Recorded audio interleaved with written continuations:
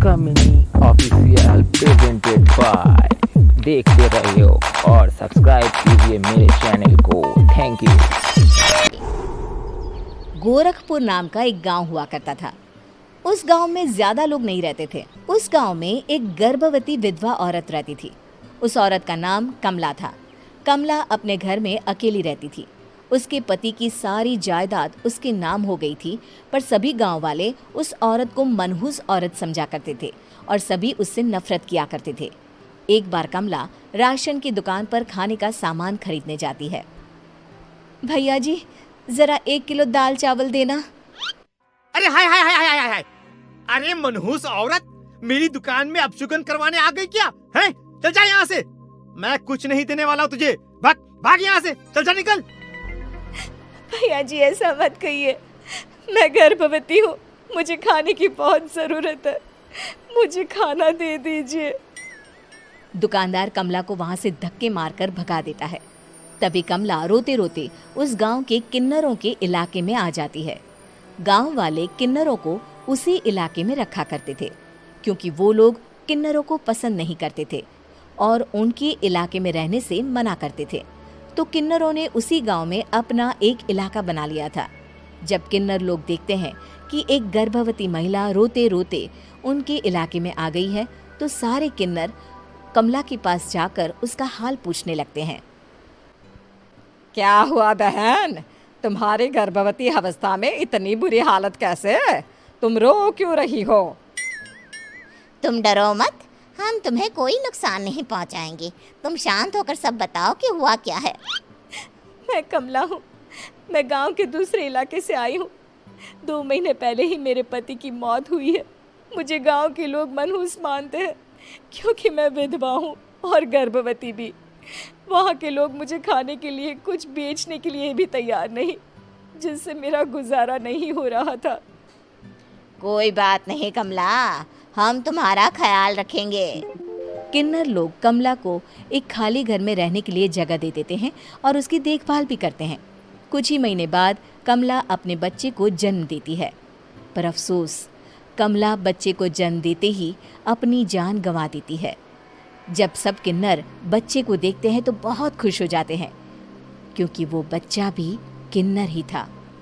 कमला ने एक किन्नर बच्चे को जन्म दिया था। अब इस बच्चे की देखभाल कौन करेगा? हम तो इस बच्चे को गांव के दूसरे इलाके में भी नहीं भेज सकते। और तो क्या हुआ, इस बच्चे की माँ नहीं रही तो हम इसे पालेंगे। अब ये हमारे इलाके में रहेगा, हमारे साथ रहेगा।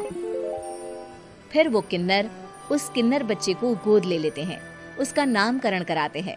उस किन्नर बच्चे का नाम शक्ति रखा जाता है। देखते ही देखते शक्ति बड़ी होने लगती है। उसके रंग रूप बहुत सुंदर थे। वो बहुत सुंदर किन्नर दिखती है। एक दिन शक्ति एक किन्नर से पूछती है, माँ जी सुनिए ना, ये गांव के दूसरे इलाके में भी तो लोग रहते हैं, तो हम वहाँ क्यों नहीं जाते?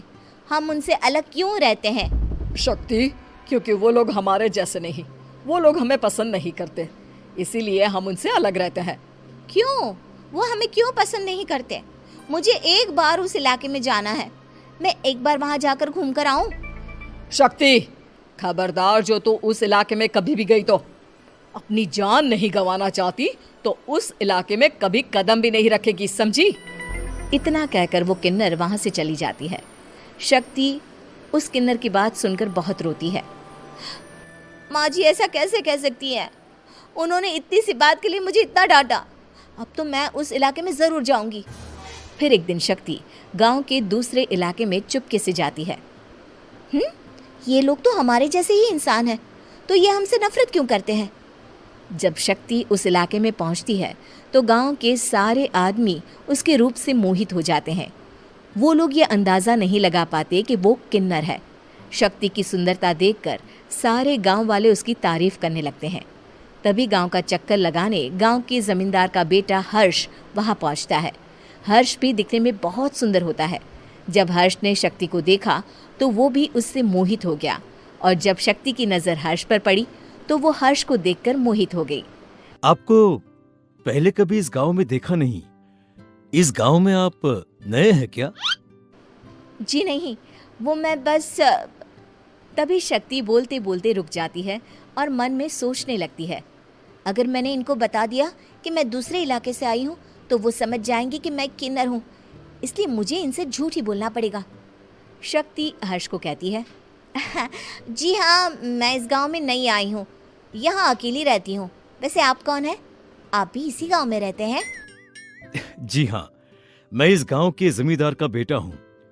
आपको किसी भी चीज की जरूरत पड़े तो आप मुझे बता देना, मुझे अच्छा लगेगा।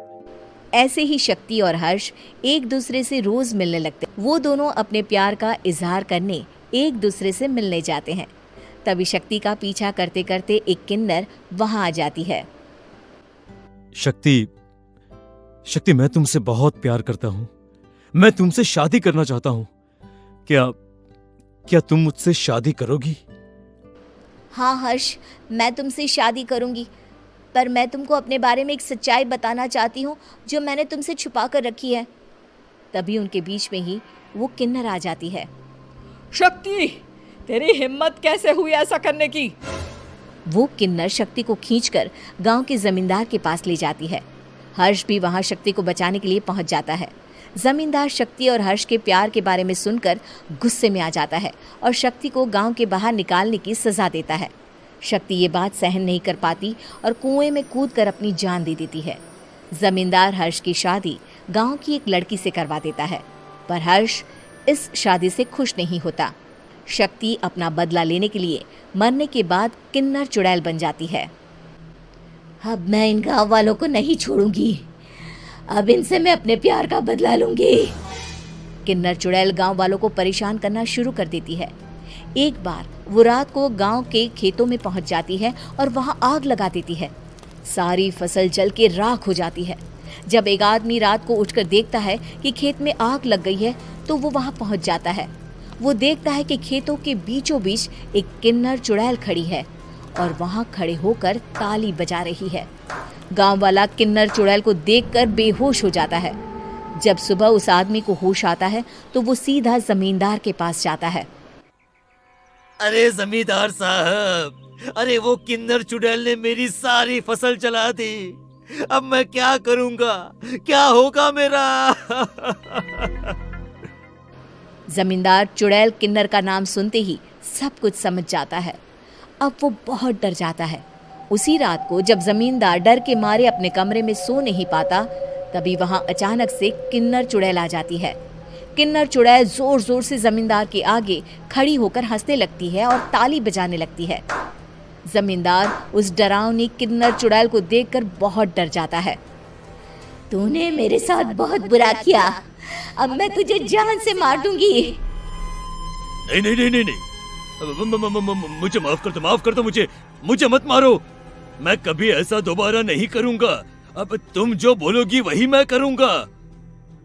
ठीक है, मैं चाहती हूँ कि किन्नर इलाका गांव के इलाके से जुड़े और गांव का कोई भी आदमी किन्नर समाज से द्वेष ना करे, उससे नफरत ना करे, नहीं तो मैं सारे गांव को मार दूंगी। और तुम गांव में एक नया कानून बनाओ कि अगर किसी ने भी किन्नर समाज को हानि पहुंचाने की कोशिश भी करी या इनसे भेदभाव करने की भी कोशिश करी तो उनको कड़ी से कड़ी सजा मिलेगी। हाँ हाँ हाँ हाँ, मैं ऐसा ही करूंगा। तुम जो बोलोगी वो मैं करूंगा, पर मुझे जाने दो प्लीज। तब वो किन्नर चुड़ैल वहां से चली जाती है। गांव का जमींदार किन्नर चुड़ैल का कहा मानते हुए दोनों इलाकों को एक कर देता है और नया कानून भी लागू कर देता है। तब से वहां किन्नर समाज और बाकी गांव वाले शांतिपूर्वक रहने लगते हैं।